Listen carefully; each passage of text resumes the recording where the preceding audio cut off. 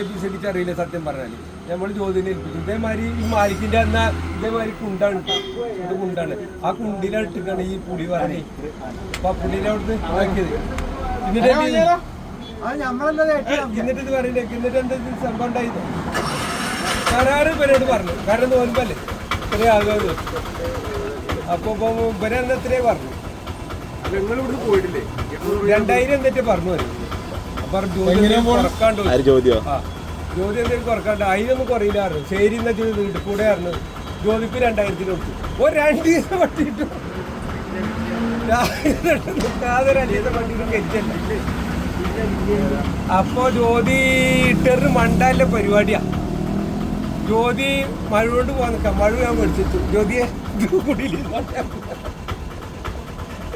അതിന് ആരൊക്കെ എന്ത് നഷ്ടം വന്നാലും ഞാൻ തരാറുള്ളൂ. കാരണം നമുക്ക് പണിയാക്കാം. അത് ശരിയല്ലേ? പറഞ്ഞല്ലേ? ഒക്കെ പറഞ്ഞേ. അവർക്ക് എന്താ വേണ്ടിട്ട് ഞാൻ തരാം. പക്ഷെ കരാറെടുത്തോലെ ഇന്ത്യയിൽ നിന്ന് കരാറെടുത്തോലൊന്ന് മുന്നോട്ട്